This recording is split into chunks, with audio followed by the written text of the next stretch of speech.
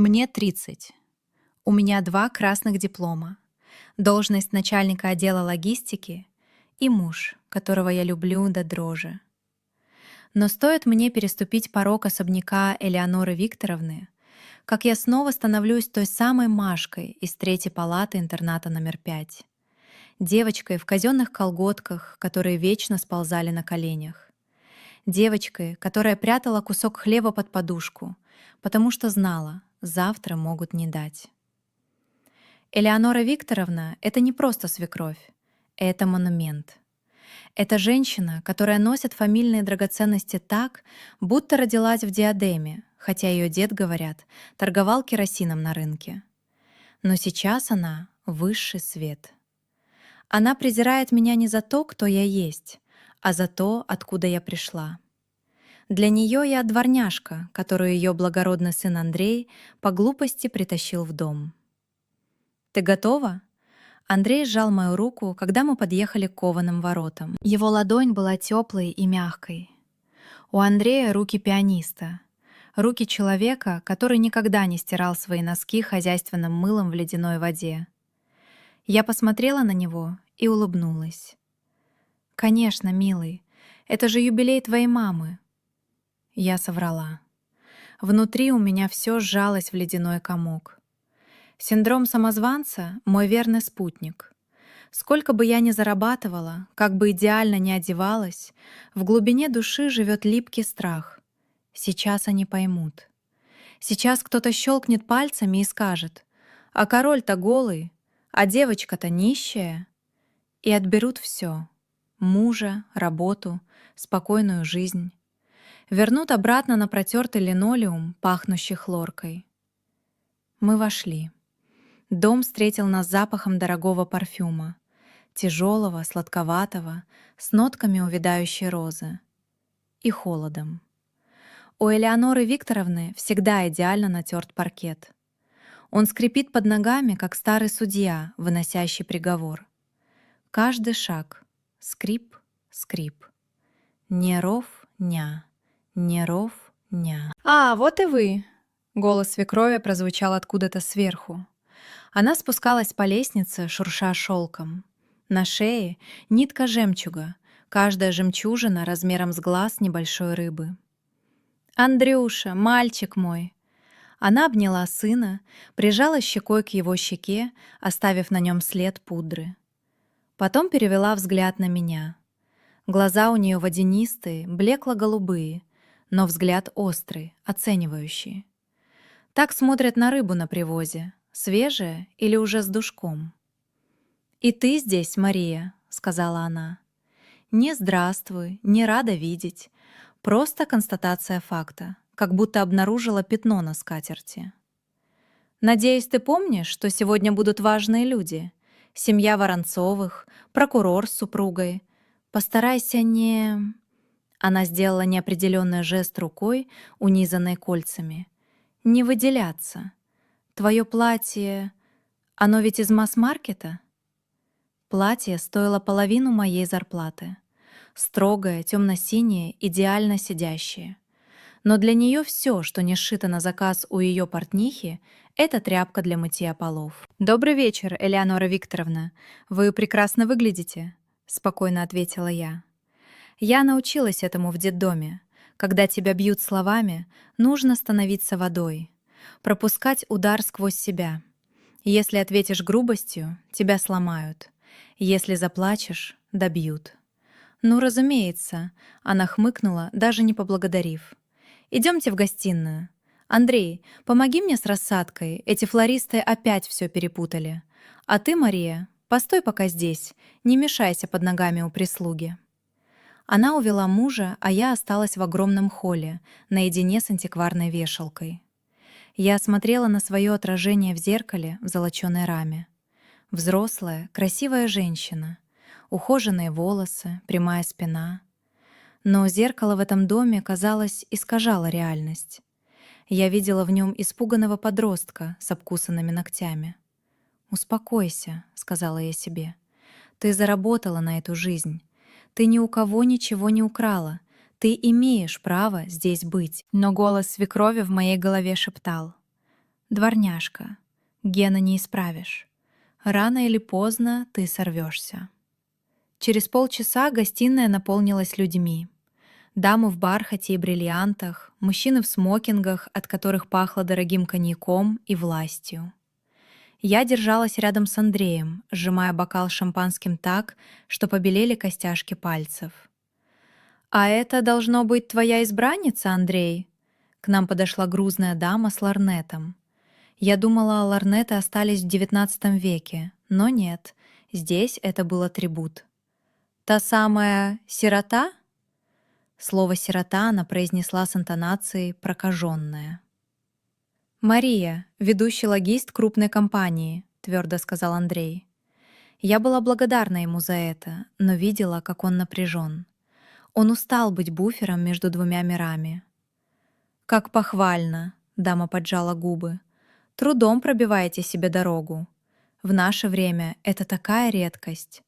Обычно девушки с такой биографией ищут более легкие пути». Я сделала глоток, чтобы не ответить резкостью. Шампанское было кислым, несмотря на этикетку известного дома. Или это у меня во рту горчило? «Легкие пути обычно ведут в тупик», — улыбнулась я, глядя ей прямо в глаза. «Я предпочитаю те дороги, которые строю сама». Дама поперхнулась воздухом, а Элеонора Викторовна, возникшая рядом как призрак, положила ледяную руку мне на плечо. «Какая занятная метафора, Мария. Строительство дорог. Очень подходящее для твоего уровня». Она повернулась к гостям, громко хлопнув в ладоши. «Прошу всех к столу. У нас сегодня особенный ужин». Я решила достать фамильный сервиз графов Шереметьевых. Она наклонилась к моему уху, и ее шепот обжег холодом. «Постарайся не разбить ничего, милочка.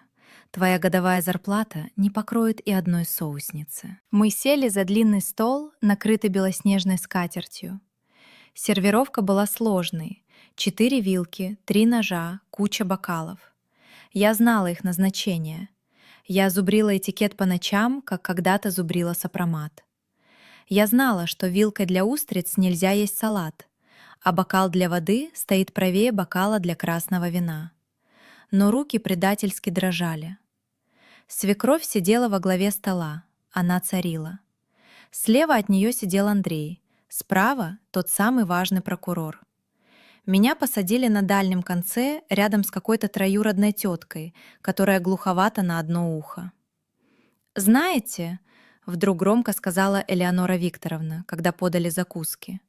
Звон приборов стих. «Я сегодня решила не просто отпраздновать юбилей. Я хочу показать вам нашу главную семейную реликвию — кольцо с сапфиром, которое принадлежало моей прабабушке. Оно приносит удачу только тем, в ком течет благородная кровь». Она многозначительно посмотрела на меня через весь стол. Я положила его в шкатулку на каминной полке в малой гостиной, чтобы достать к десерту. Но она сделала театральную паузу. «Мария, дорогая, будь добра, принеси его сейчас. Мне кажется, оно идеально подойдет к моему наряду. Ты ведь знаешь, где малая гостиная? Или ты там еще не успела осмотреться?» В ее голосе звучал яд. Она посылала меня как прислугу. «Принеси, подай». Но отказаться было нельзя. Это скандал. «Конечно, Элеонора Викторовна», — я встала. Стул скрипнул по паркету. Мне показалось, что этот звук прогремел, как выстрел. «Только осторожнее!» — крикнула она мне вслед. «Замок на шкатулке капризный. Если не умеешь обращаться с тонкими вещами, лучше не дергай». Я вышла из столовой, чувствуя спиной десятки взглядов. Я шла по длинному коридору, и мне казалось, что портреты предков на стенах, половина из которых была куплена на аукционах вместе с родословной, ухмыляются. Малая гостиная была погружена в полумрак. На каминной полке действительно стояла шкатулка, старинная, инкрустированная перламутром. Красивая вещь, холодная. Я подошла, открыла крышку. Шкатулка была пуста. Сердце пропустило удар. Я замерла. Внутри, на бархатной подушечке, должна была лежать фамильная драгоценность, но там было пусто, только вмятина от кольца. Я стояла и смотрела в эту пустоту и вдруг поняла — это не случайность. Элеонора Викторовна заходила сюда перед ужином. Я видела, как она выходила из этой комнаты, поправляя прическу. Это была ловушка. Если я вернусь и скажу, что кольца нет, она устроит сцену. Кто здесь был? Только прислуга и Мария. Если я начну искать, меня обвинят в том, что я что-то трогала и потеряла. Меня бросило в жар. Руки стали ледяными. Я вспомнила этот липкий ужас из детства, когда у воспитательницы пропал кошелек, и всех нас выстроили в ряд. «Выворачивайте карманы, босота!» Я тогда ничего не брала, но чувствовала себя виноватой. Просто потому, что я никто. Я закрыла шкатулку, сделала глубокий вдох. В воздухе пахло воском и старой пылью. «Ну что, Мария?» — раздался голос свекрови прямо за моей спиной. Я не слышала, как она подошла. Она стояла в дверях, и на губах у нее играла та самая улыбка, с которой палач проверяет остроту топора. «Не можешь найти? Или...» — она понизила голос. «Оно тебе так понравилось, что ты решила примерить?» В детстве я знала, если воспитательница улыбается вот так, одними губами, а глаза остаются холодными, как замерзшая лужа, значит, кого-то будут пороть. Или лишат ужина, или запрут в изоляторе. Я не брала кольцо, Элеонора Викторовна. Мой голос прозвучал глухо, словно я говорила сквозь вату. Она сделала шаг вперед. Запах ее духов стал невыносимым, удушливым. «Конечно, милая, я верю». Она произнесла это с интонацией, которая кричала «врунья». Но знаешь, как бывает, блестящие вещи так манят, особенно тех, кто в детстве не наигрался в сороки. Может, оно случайно упало тебе в сумочку или зацепилось за рукав? Давай не будем устраивать сцен при гостях. Просто верни, и я забуду этот досадный инцидент. Я даже Андрею не скажу. Это была классическая разводка. Признайся, и тебе ничего не будет. Я видела, как на этом ломались самые стойкие пацаны в интернате. Стоило признаться в том, чего не делал, и наказание удваивалось. Шкатулка была пуста, когда я вошла, твердо сказала я, глядя ей в переносицу. Вы знаете это. Вы были здесь 5 минут назад. Лицо свекрови дрогнуло. На долю секунды маска благородства сползла, обнажив что-то крысиное, злобное. «Как ты смеешь?» — прошипела она. «Ты обвиняешь меня? В моем собственном доме?» Она резко развернулась и пошла к дверям. «Андрей!» Ее голос, секунду назад тихий, вдруг взлетел до трагического сопрано. «Андрей, иди сюда немедленно!» Мы вернулись в столовую. Я шла за ней, чувствуя, как ноги наливаются свинцом. Сейчас начнется суд. Без адвокатов, без презумпции невиновности. За столом повисла тишина. Гости замерли с вилками в руках.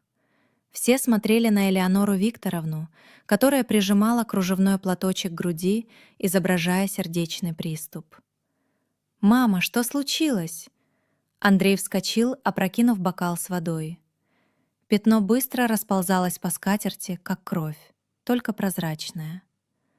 «Кольцо!» — выдохнула она, падая на стул, который тут же услужливо подставил лакей. Или наемный официант, какая разница. «Бабушкино кольцо с сапфиром. Его нет в шкатулке». Повисла пауза. Тягучая, липкая. Я слышала, как тикают напольные часы в углу. Тик-так, тик-так. «Твое время истекло, Золушка». «Как нет?» Андрей растерянно посмотрел на меня.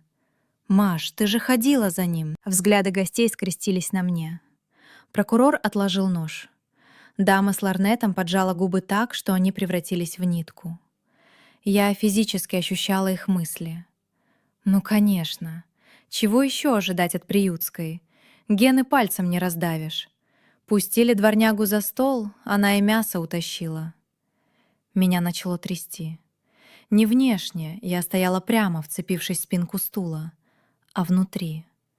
Маленькая девочка во мне сжалась в комок и закрыла голову руками. «Не бейте, я не брала. Честное слово, не брала!»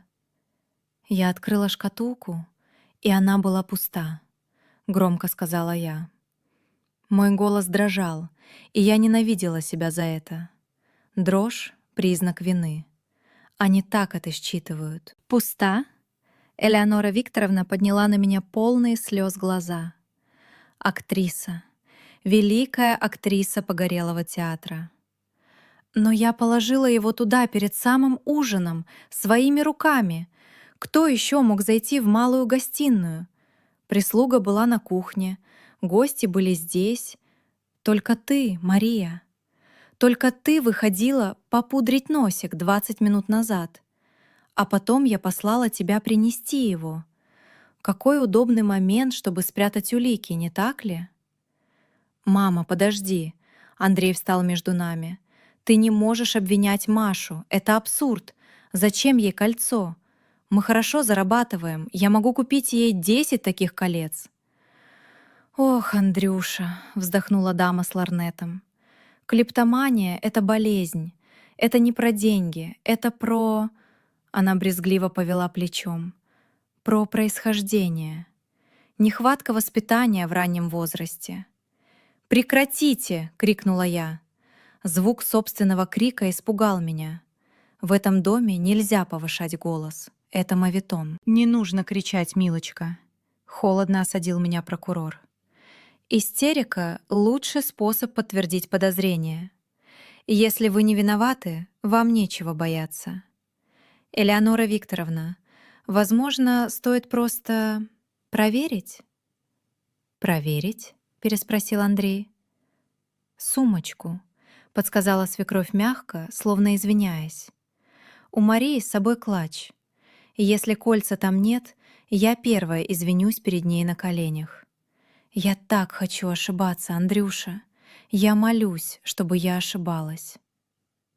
Все посмотрели на мой маленький бархатный клатч, который лежал на краю стола рядом с моей тарелкой. Я смотрела на него как на бомбу. Я знала, что не клала туда кольцо. Но я также знала Элеонору. Если она затеяла этот спектакль, значит, финал уже прописан. В памяти вспыхнул момент перед ужином. Мы приехали, я сняла пальто. Свекровь тогда подошла ко мне слишком близко, поправляла мне воротник, восхищалась тканью, хотя на самом деле щупала ее на дешевизну. А моя сумочка? Я на минуту оставила ее на столике в прихожей, пока снимала шарф. Минута. Ей хватило бы 3 секунд. «Маша?» Андрей смотрел на меня с мольбой. «Маш, просто открой сумку. Покажи им, что там ничего нет, и мы уйдем. Я обещаю, мы сразу уйдем». Он верил мне. Пока еще верил. Но в его глазах я видела тень сомнения. Этот червячок, которого посеяла его мать. А вдруг? Если я откажусь, я виновата. Если я открою, и там окажется кольцо, я уничтожена. Я загнанный зверь. Вокруг охотники в смокингах, жаждущие крови. «Хорошо», — сказала я. Я взяла клатч. Пальцы были ледяными и непослушными. Замок щелкнул в тишине оглушительно громко, как затвор пистолета. Я перевернула сумочку над столом. Посыпалось содержимое. Помада, пачка бумажных платочков, телефон, ключи от машины. И с веселым звонким звуком «дзынь-дзынь-дзынь» по фарфоровой тарелке покатилось тяжелое старинное кольцо с огромным синим сапфиром. Оно ударилось о бокал, звякнуло и замерло, сверкая в свете хрустальной люстры. Тишина стала вакуумной.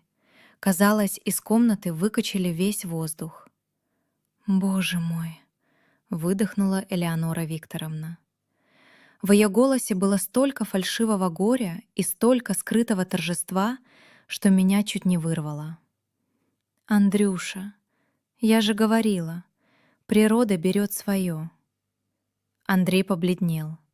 Он смотрел на кольцо, потом на меня.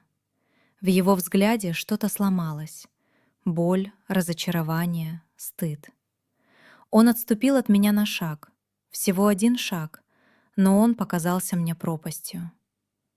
«Маша?» — тихо спросил он. «Зачем?» Это «зачем» ударило больнее, чем все оскорбления свекрови. Он поверил. Мой муж, моя опора, мой единственный родной человек. Он поверил, что я воровка. Я стояла голая посреди толпы одетых людей. Все мои дипломы, моя карьера, мои книги, мои попытки стать человеком — все это сейчас валялось на столе рядом с проклятым кольцом. Я снова была Машкой-сиротой, никем, мусором. Слезы подступили к горлу, горячие, едкие. Хотелось разрыдаться, упасть на колени, молить о прощении. За что? Бежать отсюда, сломя голову. Свекровь победила. Она доказала всем, и главное, сыну, что я — ошибка. Я подняла глаза и встретилась взглядом с Элеонорой. Она чуть заметно улыбнулась уголком рта. Это была улыбка хищника, который перегрыз горло жертве и теперь наслаждается теплом крови. И в этот момент, глядя в ее торжествующие водянистые глаза, я вдруг почувствовала, как страх исчезает. Он сгорел. Сгорел в пламени дикой, холодной ярости. Я вспомнила, как в детдоме старшие отбирали у меня еду. Я плакала, а потом перестала плакать и научилась бить первой. Я не воровка, я не дворняжка. Я человек, который выжил в аду, где Элеонора Викторовна не продержалась бы и часа. Я выпрямилась, расправила плечи, сделала глубокий вдох, втягивая в себя этот запах крахмала, духов и лжи. «Андрей», — сказала я.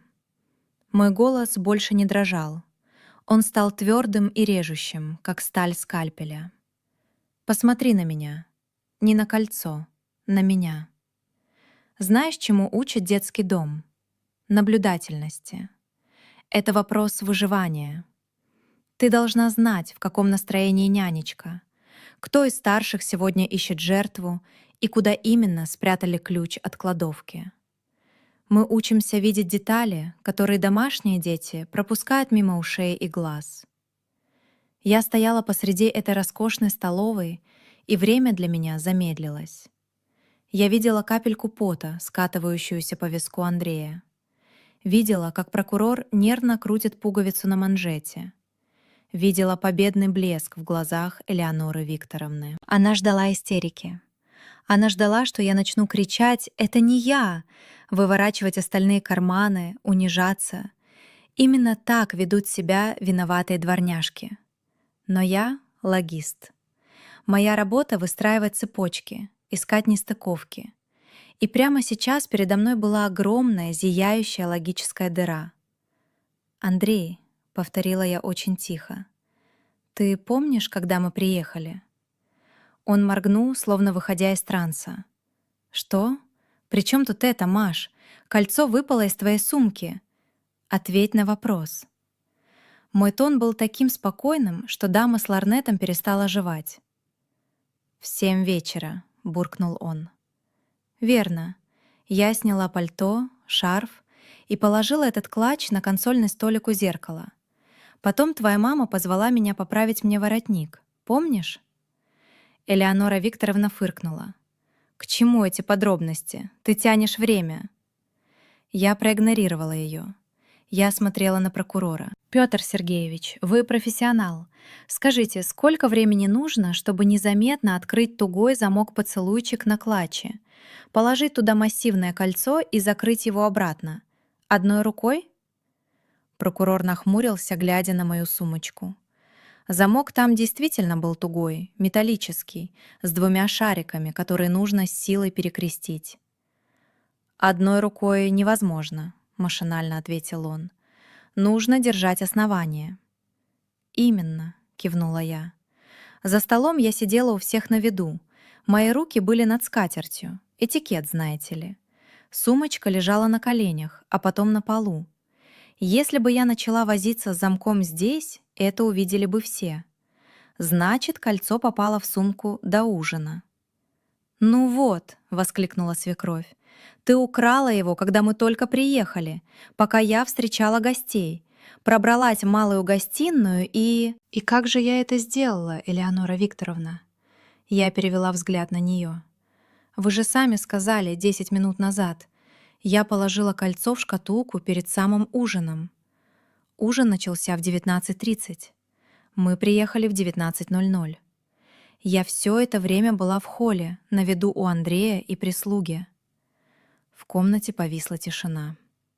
Другая тишина. Не осуждающая, а озадаченная. Люди начали считать минуты. «Ты могла улизнуть», — неуверенно начала свекровь, и я увидела, как в ее глазах мелькнул первый страх. Она поняла, что запуталась в собственной лжи.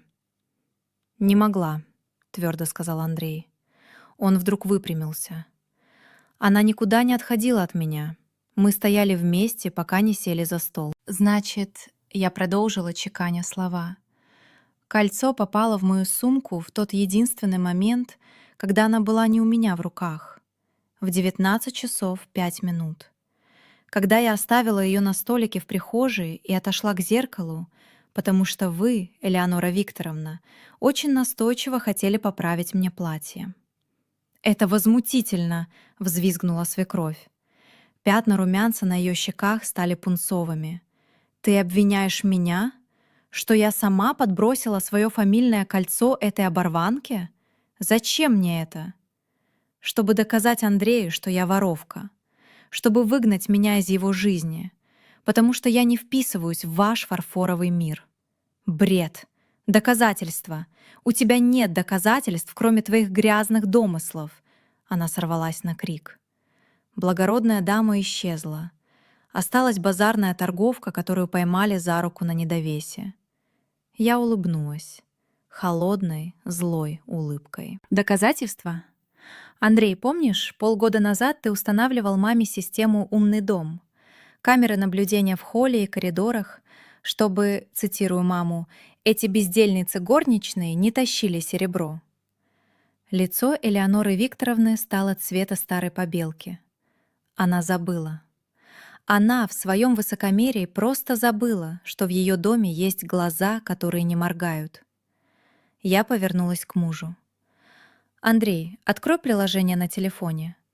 Камера номер 1, холл. Время с 19:00 до 19:10». Андрей медленно достал телефон.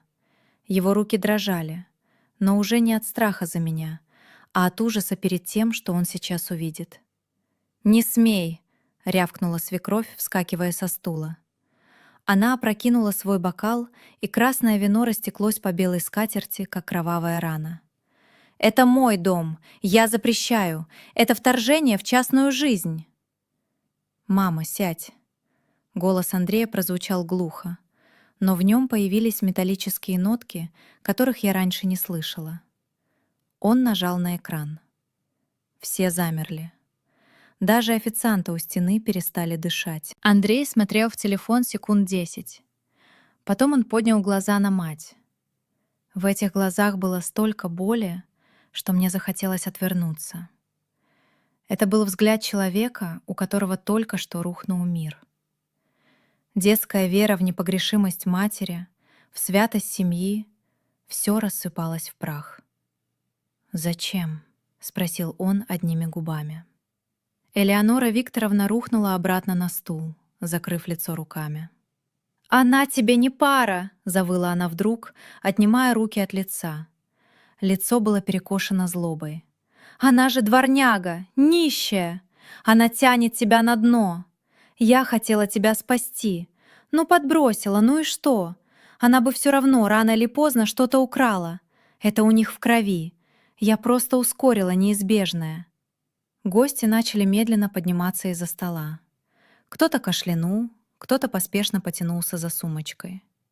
Шоу закончилось, и финал оказался слишком грязным, даже для любителей сплетен. Я стояла и смотрела на нее. Странно, но я не чувствовала торжества, только брезгливость. И еще жалость. Вдруг я поняла одну вещь, простую, как кусок хлеба. Я всю жизнь стыдилась своего прошлого. Стыдилась детдома, казенных простыней, бедности. Я думала, что благородство — это вот такие ужины, фарфор, фамильные кольца. А сейчас я смотрела на эту женщину в бриллиантах, которая извивалась ужом, оправдывая свою подлость, и понимала: детдом — это не здание. Детдом — это состояние души.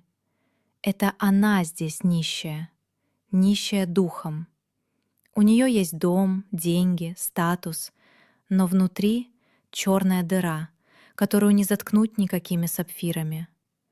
Она настолько боится потерять контроль над сыном, что готова стать преступницей. «Знаете, Элеонора Викторовна», — сказала я в полной тишине, мой голос звучал звонко, отскакивая от хрустальных подвесок люстры. «Вы правы в одном. Мы с вами действительно из разных миров». Я взяла свой клатч со стола.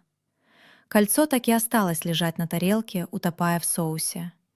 Блестящая, холодная, никому не нужная безделушка. В моем мире, том самом, нищем, нас учили. Последнее крысятничать нельзя, и своих подставлять нельзя. Это закон. А в вашем высшем обществе, видимо, законов нет. Я повернулась к Андрею. Он стоял, опустив голову, сжимая телефон так, что побелели пальцы. «Маш, прости», — прошептал он. «Я не знал, Я знаю, что ты не знал», — мягко сказала я. «Но ты усомнился. На секунду, но усомнился. И это то, с чем нам придется разбираться. Не здесь, не сейчас». Я подошла к нему, коснулась его плеча. Он вздрогнул. «Пойдем отсюда, Андрей.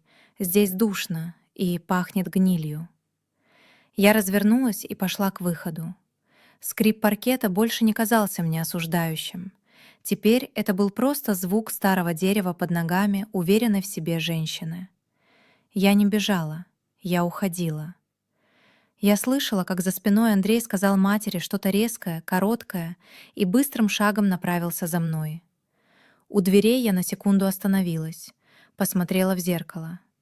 Оттуда на меня смотрела не испуганная девочка-сирота. Оттуда смотрела Мария, начальник отдела логистики. Женщина, которая только что выиграла войну, даже не запачкав рук. Я поправила прическу, взяла с вешалки шарф, медленно, без суеты, и толкнула тяжелую дубовую дверь. Она поддалась с трудом, словно дом не хотел выпускать жертву, которая сорвалась с крючка. Воздух на улице был колючим, ноябрьским, сырым. Но после той гостиной он казался мне самым чистым кислородом на свете. Я жадно вдохнула его, чувствуя, как он вымывает из легких остатки приторных духов Элеоноры и запаха старой, затхлой лжи. Андрей выбежал следом через минуту, без пальто, в одном пиджаке. Он выглядел потерянным. Весь его лоск, вся эта уверенность успешного мужчины слетела, обнажив растерянного мальчика, у которого только что на глазах рухнул идеал. «Маша!» — крикнул он, хватая меня за руку у машины. «Маша, подожди!» Я остановилась. Не вырвала руку, но и не сжала его ладонь в ответ. Моя рука осталась вялой, безучастной. «Что, Андрей?» — спросила я устало. «Ты хочешь вернуться за десертом? Говорят, его подают с сапфирами. Прекрати, пожалуйста. Он поморщился, как от зубной боли. Я... я не знаю, что сказать. Я в шоке. Я никогда не думал, что она способна на такое. Она же моя мать. Именно, кивнула я. Она твоя мать, а я твоя жена. И сегодня тебе пришлось выбирать. И ты выбрал. Не сразу, Андрей.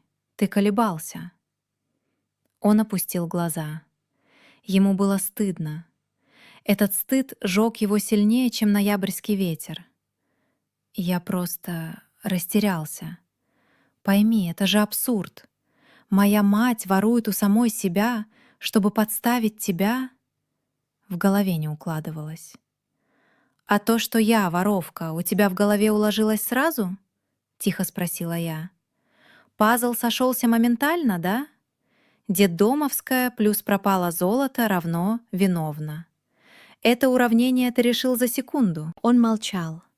Ему нечего было ответить, потому что я была права. Стереотипы — страшная вещь. Они сидят глубже любви, глубже доверия. Элеонора знала, куда бить. Она била не по мне, она била по твоим подсознательным страхам, милый. «Открой машину», — сказала я.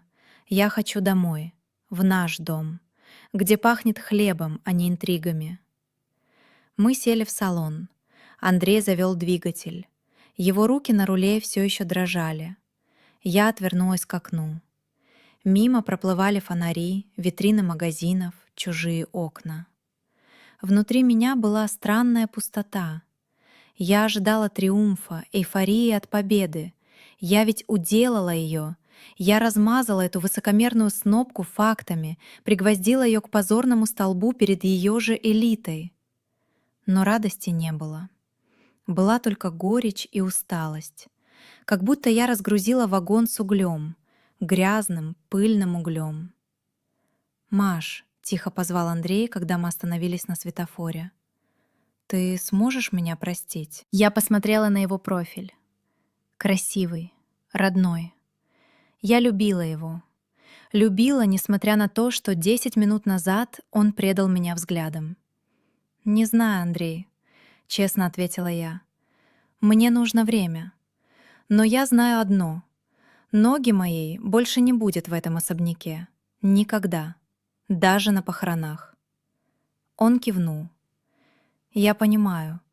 Я сам... Я не хочу ее видеть. Пока не хочу». Светофор переключился на зеленый.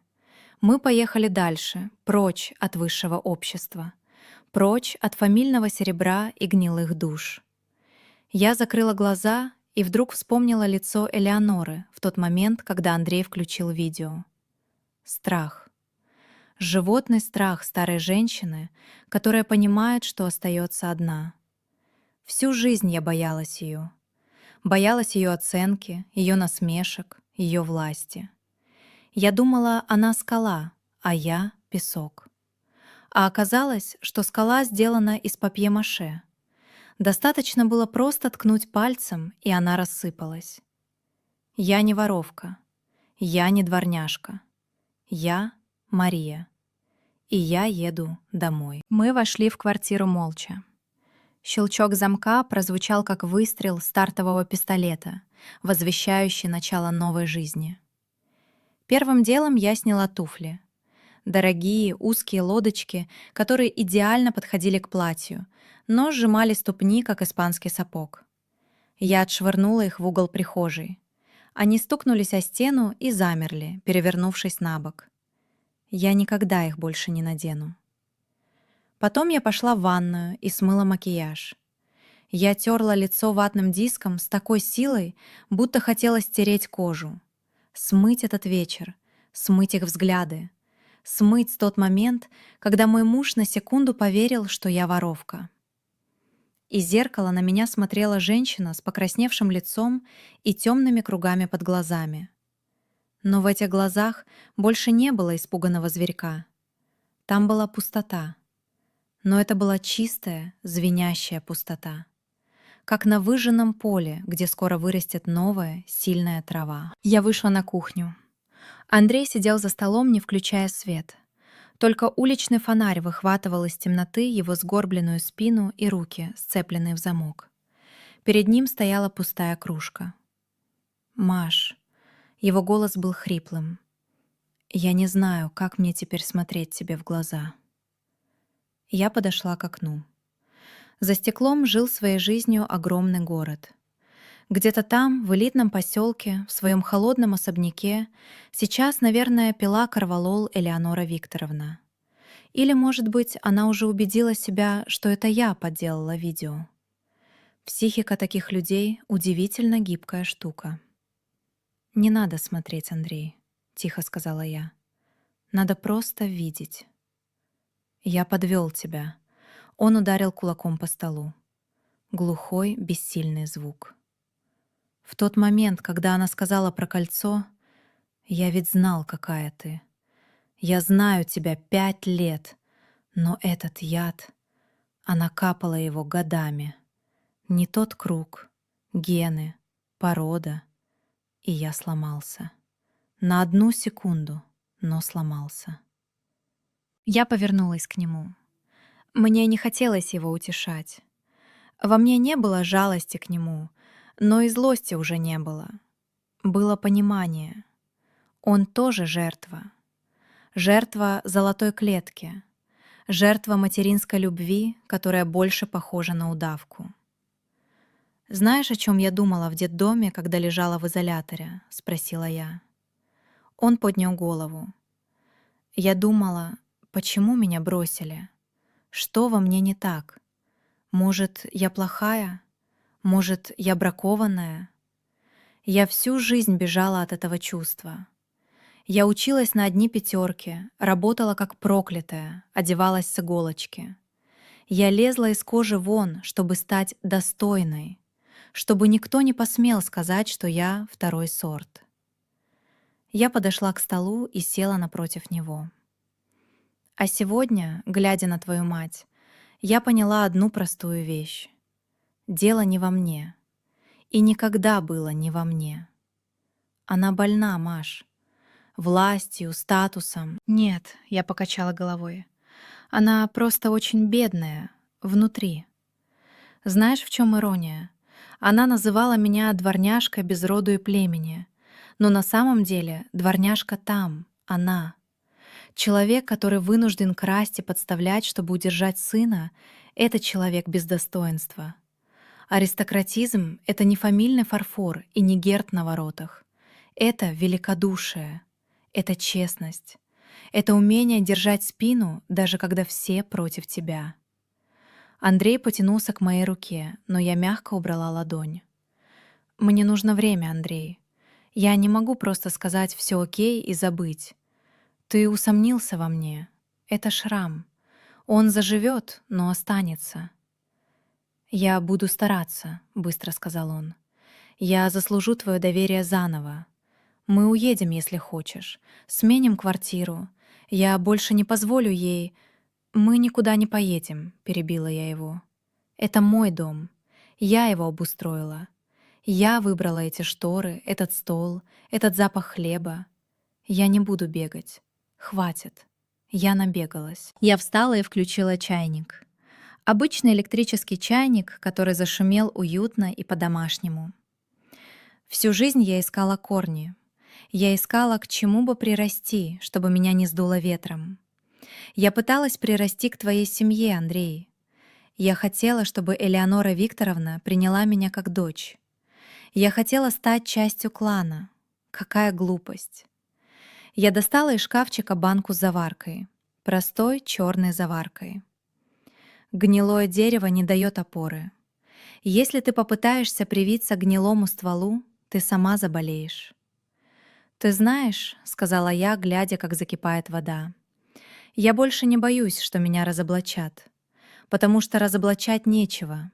Я — это я, Мария, девочка из детдома, которая стала сильной женщиной. И это не клеймо, это мой знак качества. Я прошла через огонь и не сгорела. а твоя мама сгорела от одной искры правды. Я налила чай, поставила кружку перед мужем, другую взяла себе. Я не буду с ней мириться, Андрей. И я не буду требовать, чтобы ты вычеркнул ее из жизни. Она твоя мать. Общайся, помогай, если хочешь. Но в мой мир вход ей закрыт. И мои дети, если они у нас будут, никогда не услышат от нее слово «дворняжка». «Я обещаю», — твердо сказал Андрей. Я сделала глоток.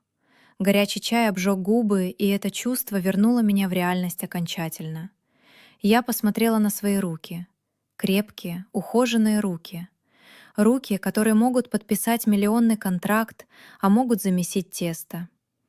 Вдруг меня накрыло странное, теплое чувство, словно тяжелая плита, которую я тащила на плечах 30 лет, наконец-то упала. Мне не нужна родословная. Мне не нужны портреты предков в золочёных рамах. Мне не нужно одобрение женщины, которая измеряет людей каратами. Я сама предок.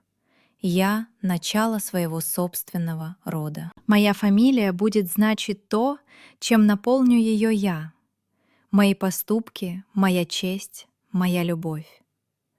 Мой дом — это не стены, доставшиеся в наследство. Мой дом — это то, что я построила сама. И если у меня родится дочь, я не буду рассказывать ей сказки про принцев и хрустальные туфельки. Я расскажу ей про девочку, которая победила дракона, не мечом, а правдой. И дракон оказался не страшным, а просто старым и жалким. «Пей чай», — сказала я мужу, впервые за вечер улыбнувшись искренне. «Остынет». Я подошла к окну и распахнула форточку. В кухню ворвался холодный ноябрьский воздух. Но теперь он не казался мне враждебным.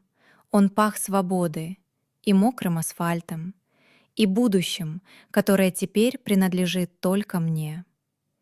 Я больше не гостья в этой жизни. Я — хозяйка.